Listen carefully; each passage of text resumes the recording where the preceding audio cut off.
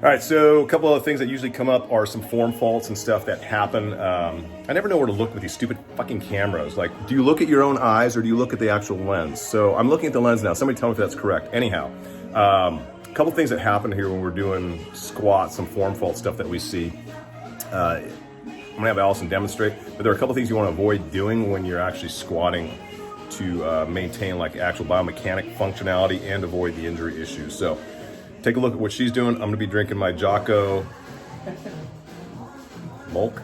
I don't know, but it's actually pretty damn tasty. Thanks to Jackson at Carlson Gracie Sacramento and Brazil BJJ where I train. I'm one of the reps for Jocko, and thanks to Jocko for providing with a whole bunch of goodies here for our house. So let's take a look at what Allison's not gonna do right in just a second. All right, so we're gonna take a look at a couple of faults here that happen. The first one actually we're gonna look at is of Allison squatting with her stance too narrow. And so what she'll end up doing is she'll end up stepping back and out. She'll get herself in position, and then she'll end up keeping her feet pointed forward, which is not good. It places an undue rotational stress on the knee joint.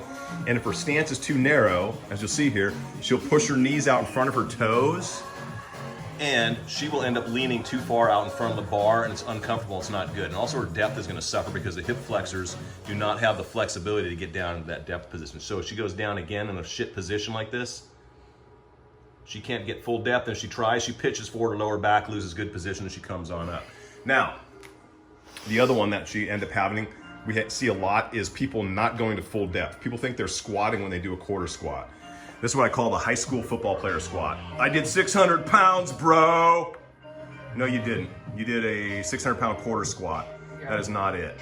So that's not gonna work. And the last one we see is like, hey, good positioning, but they just let their chest and everything collapse, and they look like a dog taking a shit, which I don't know if she can even do because she's got a pretty good back position.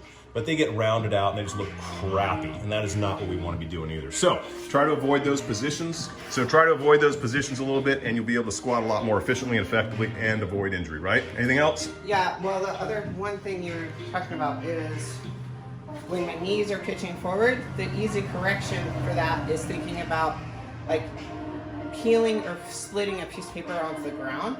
So driving the knees out the whole entire time, which could get you away with having a little bit more narrow stance. If the knees are out, you're pushing out the whole way, right? But if you're here and your knees are coming in here, all bad. Bingo, you heard it there.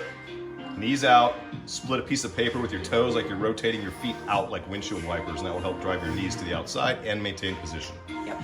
And that's it for squatting, folks. Enjoy, get strong, squat, otherwise you're nothing but weak and worthless with chicken legs. Right? Right. No one likes that. Later.